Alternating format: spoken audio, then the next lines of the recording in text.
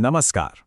आज हम आध्यात्मिक साहित्य के सबसे गहरे और सबसे हैरान कर देने वाले पलों में से एक को समझने की कोशिश करेंगे। भगवद गीता का 11वां अध्याय, वो अध्याय जहां ब्रह्मांड अपने सारे राज खोल देता है। चलिए इसी सवाल के साथ आज की बात शुरू करते हैं। ये एक ऐसा सवाल है जो अर्जुन ने कुरुक्षेत्र के मैदान में पूछा था और जिसका जवाब सच में हमेशा के लिए सब कुछ बदल देता है। तो कहानी की शुरुआत होती है योद्धा अर्जुन से। भगवान कृष्ण के उपदेश सुनकर उनका सारा भ्रम, सारा कन्फ्यूजन दूर हो चुका है और अब वो एक बहुत गहरे सत्य को जानने के लिए बिल्कुल तैयार हैं। तो पहले और दूसरे श्लोक के हिसाब से अर्जुन अब एक बिल्कुल साफ मन से सोच रहे हैं। वो खुद कहते हैं कि मेरा मोह, मेरा भ्रम अब नष्ट हो चुका है। मतलब अब वो उस पड़ाव पर पहुंच गए हैं जहां वो ज्ञान के अगले स्तर के लिए तैयार हैं, कुछ ऐसा देखने के लिए जो इन साधारण आंखों की समझ से बिल्कुल परे है। और फिर वो ये अनुरोध करते हैं। ये कोई मामूली इच्छा नहीं है। अर्जुन भगवान कृष्ण के उस रूप को देखने की इच्छा जता रहे हैं जिसमें ये पूरा का पूरा ब्रह्मांड समाया हुआ है।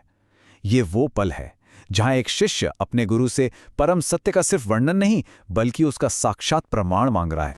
कृष्ण अर्जुन के इस अनुरोध को मान लेते हैं, लेकिन जो सामने आने वाला है उसे देखने के लिए अर्जुन को तैयार करना होगा, क्योंकि ये कोई साधारण नजारा तो बिल्कुल नहीं होने वाला।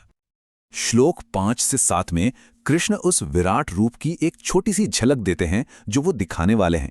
वो कहते हैं, मेरे सैकड़ों हजारों अलग अलग तरह के और अलग अलग रंगों और आकारों वाले अलौकिक रूपों को देखो। वो बताते हैं कि ये पूरा ब्रह्मांड जो कुछ भी है और जो कुछ भी हो सकता है वो सबका सब उनके भीतर इसी पल मौजूद है। तो सबसे जरूरी बात यह है कि इस रूप को इन साधारण आंखों से देखा ही नहीं जा सकता।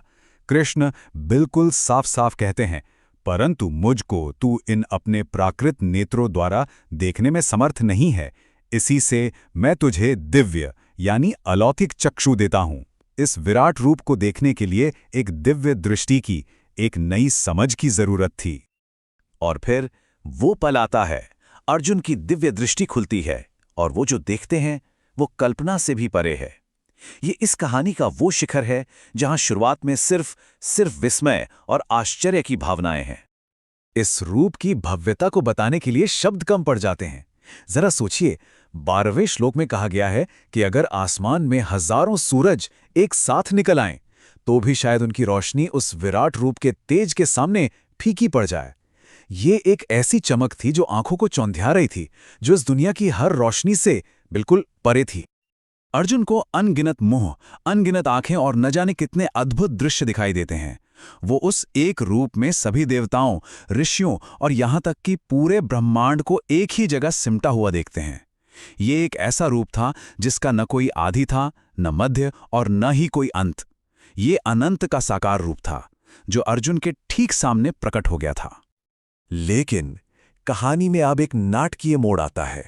जो रूप पहले इतना भव्य और सुंदर लग रहा था, अब उसका एक भयानक पहलू भी सामने आने लगता है। अर्जुन का विस्मय अब धीरे धीरे डर में बदल रहा है। अब इस स्लाइड में जो बात वाकई हैरान करती है वो है इसका दोहरापन। एक तरफ ये रूप असीम है, तेजस्वी है, और दूसरी तरफ इसके धधकते हुए मुंह हैं और डरावने दांत।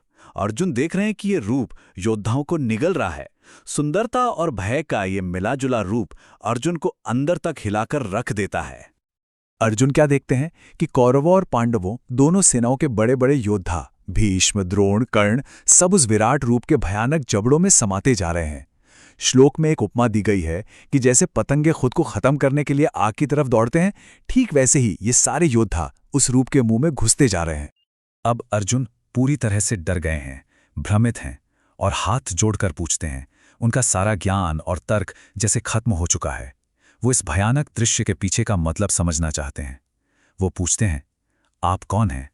आपकी ये लीला मेरी समझ से बिल्कुल बाहर है। और तब कृष्ण अपना सबसे बड़ा रहस्य बताते हैं। वो कहते हैं, मैं लोकों का नाश करने वाला बढ़ा हुआ काल हूं।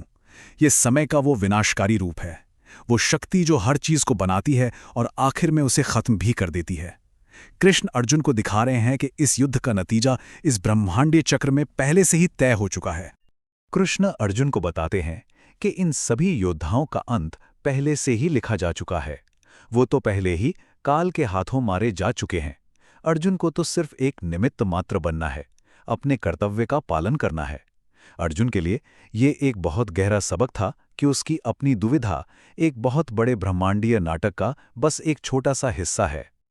इस भयानक सच को जानने के बाद अर्जुन की क्या प्रतिक्रिया होती है? वो पूरी तरह अभिभूत हैं। वो इस ब्रह्मांडीय सत्य को और बर्दाश्त नहीं कर सकते और अब बस एक ही चीज चाहते हैं, वापस साधारण स्थिति में लौटना। अर्जुन की पूरी सोच ही बदल जाती है। वो अपनी पिछली नादानी के लिए माफी मांगते हैं। उन्होंने कृष्ण को सिर्फ एक दोस्त, एक सारथी समझा था, लेकिन अब वो उनकी असली महानता को जानते हैं। ये गहरी विनम्रता का पल है। अर्जुन कहते हैं कि मैं इस विराट रूप को देखकर खुश भी हूं और डरा हुआ भी। वो अपनी मानवीय सीमाओं को मानते हुए कृष्ण से उनके जाने पहचाने चतुर्भुज रूप में वापस आने का अनुरोध करते हैं।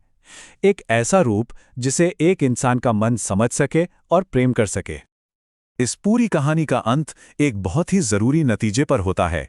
ये पूरा अनुभव अर्जुन को क्या सिखाता है और हम सबके लिए इसमें क्या संदेश छिपा है? चलिए इसे देखते हैं।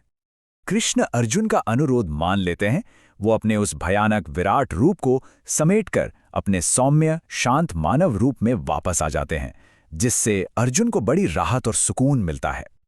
कृष्ण ये बिल्कुल साफ करते हैं कि ये दिव्य दर्शन ज्ञान, कर्मकांड या तपस्या से नहीं मिल सकता। दुनिया का कोई भी बाहरी अभ्यास इस अनुभव को नहीं दिला सकता। तो फिर रास्ता क्या है? अगर बुद्धि और कर्म काम नहीं आते तो फिर क्या काम आता है? और ये इस अध्याय का आखिरी और सबसे जरूरी सबक है। कृष्ण कहते हैं कि केवल अनन्य भक्ति से, यानी बिना किसी शर्त के अटूट प्रेम और समर्पण से ही उन्हें असल में जाना जा सकता है, देखा जा सकता है और उनमें प्रवेश किया जा सकता है। ये ज्ञान का वो रास्ता है जो बुद्धि से परे, दिल से होकर गुजरता है। सच्चा ज्ञान तर्क से नहीं बल्कि प्रेम से आता है। ये पूरा अध्याय हमें इसी सवाल पर सोचने के लिए छोड़ जाता है।